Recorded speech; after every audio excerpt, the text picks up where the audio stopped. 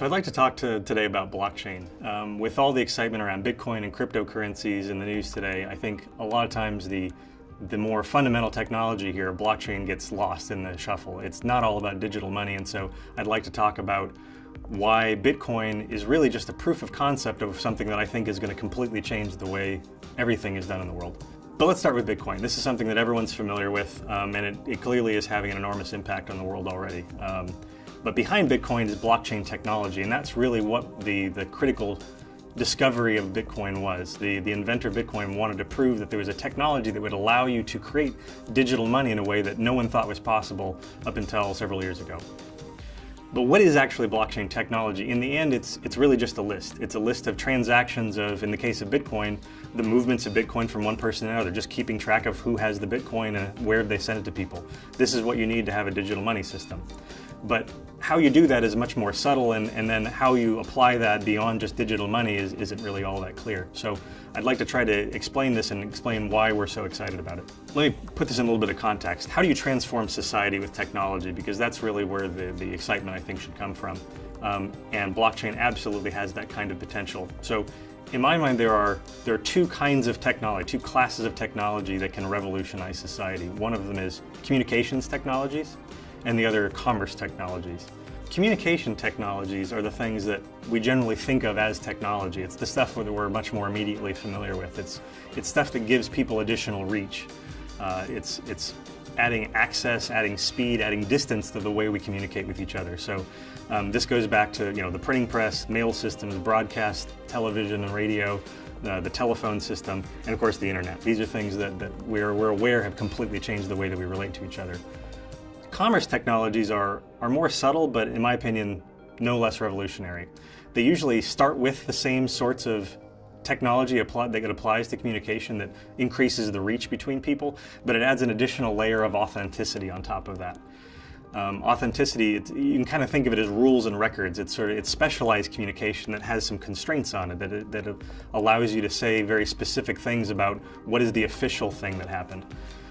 When you have that kind of authenticity, now you can do things like have electronic payment systems. You can have the law, you can have stock exchanges, you can have voting systems. All these things are forms of communication, but with an additional layer of authenticity, so you have official results that everyone can agree on. So let me talk about that authenticity and what that really means. I break it into three categories. There's identification, verification, and scarcity. These are the three different ways that you add authenticity to communications and make them meaningful.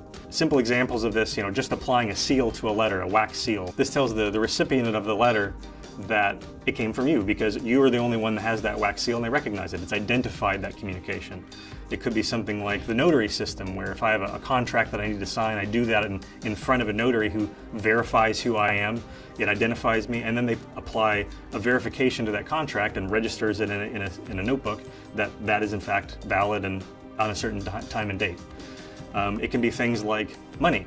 The dollar bill is really just a verification technology with enforced scarcity. There are only so many dollar bills because there are only so many that are printed by the government, and it's verified by the fact that it's very difficult to print your own bills. We have confidence that if someone hands you a bill that is actually has the value it says it does. It's really a form of contract.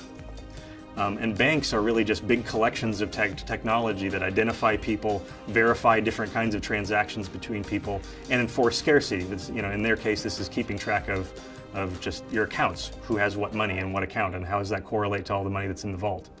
All that is technology that's being applied to apply authenticity. And so you can see that this is the foundation of finance and economies. Let me go back even further to talk about the impact of this is not necessarily just modern technology, and the impact of this is fundamental to the way humans interact with each other. I think a lot of people are familiar with the Sumerians who invented the written language. Cuneiform was a way of stamping communications into a clay tablet or a stone tablet, which increased the reach. It meant that the king could now communicate law, the Code of Hammurabi, to many people rather than just direct advisors who would then word of mouth communicate this to people in a village. It allowed city-states to grow around the rule of law. A little bit more subtle than that is using that same type of technology for commerce. It's it's more subtle, but there's a really fascinating technology called the Bula that was also invented by the Sumerians, where they applied identification, verification, and scarcity using that same sort of clay tablet technology in a way that allowed economies to grow in a way that they couldn't before. The way they did this was there was a clay ball that they would mold where the identification was provided by writing essentially the names of the parties that were engaging in agreement on the outside of this ball, that, you know, so-and-so agrees that if they do a certain amount of work for someone, then they will get 5 oxen for that work. That's fine, but, you know, once it gets to more elaborate transactions, you need some sort of contract. So they would write that contract on the outside of this clay ball. They would take it to an official that would verify it. They would apply a stamp to that says, yep, this contract is actually between these two people. They've agreed to this. This is now official. And the scarcity was provided by these tokens. They were little models of things that people would transact, loaves of bread or oxen or whatever it is. And each one of those would represent a real thing, so that you didn't have to haul your oxen to the market to sell them. You could bring tokens that represented those oxen, and it made things much more efficient. Well, with the Bula, they could fire these tokens inside the clay ball to be contained, and it became a contract. This is something so that when the one party completed that work, the other one would crack the ball open, the tokens would spill out, and payment was made. It was a way of directly enforcing and delivering on a contract. This was revolutionary, and this allowed city-states to grow around more complex financial economies. So you can see the kind of impact this has, but it's a little bit less obvious than the communication technologies. Something is very similar with blockchain. But let me talk a little bit more about where authenticity comes from. All the examples I've been giving have been the authenticity has come from a centralized authority, something like an official or the king. This is a single party that everyone agrees that whatever they say is the rules, and everyone can agree on that because they really have no choice. We invented a more elegant technology called democracy. This is something whereby everyone that's having to abide by the rules can participate in making the rules. This has clearly revolutionized the way that people interact with each other and the way that governments are run. You don't normally think of government as a technology, but it absolutely is. It's a complex system that makes things happen. It allows people to organize themselves.